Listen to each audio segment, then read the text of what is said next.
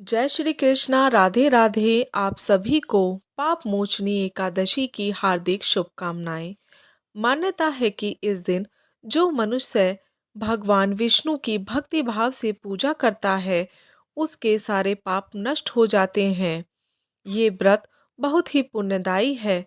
पाप मोचनी एकादशी व्रत का पालन करने से सहस्त्र अर्थात हजारों गांवों का दान करने का फल मिलता है।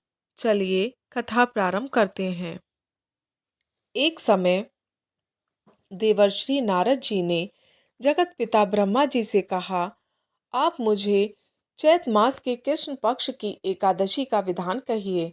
ब्रह्मा जी कहने लगे, हे नारद, चैत मास के कृष्ण पक्ष की एकादशी पाप मोचनी एकादशी के रूप में मनाई जाती है। इस दिन भगवान विष्णु का पूजन किया जाता है। इसकी कथा के अनुसार प्राचीन समय में चित्ररथ नामक एक रमणीक वन था।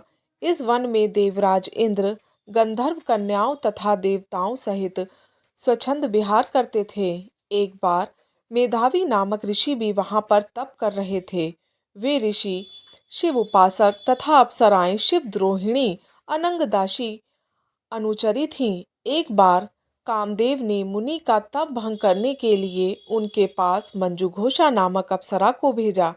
युवावस्था वाले मुनि अप्सरा के हाव भाव, नृत्य, गीत तथा कटाक्षों पर मोहित हो गए। रति क्रीड़ा करते हुए 57 वर्ष बीत गए।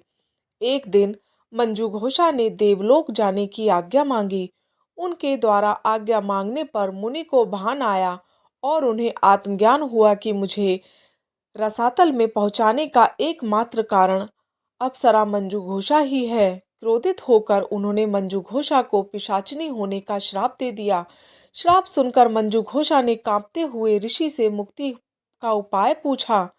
तब मुनि श्री ने पाप मोचनी एकादशी व्रत रखने को कहा और मंजुघोषा को मुक्ति का उपाय बताकर पिता च्यवन के आश्रम में चले गए।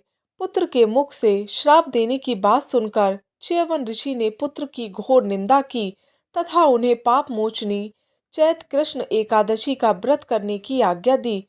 व्रत के प्रभाव से मंजू घोष अप्सरा पिशाचनी देह से मुक्त होकर देवलोक चली गईं। अतः हे नारद, जो कोई व्यक्ति विधि पूर्वक इस व्रत को करेगा, उसके सारे पापों की मुक्ति होना निश्चित है।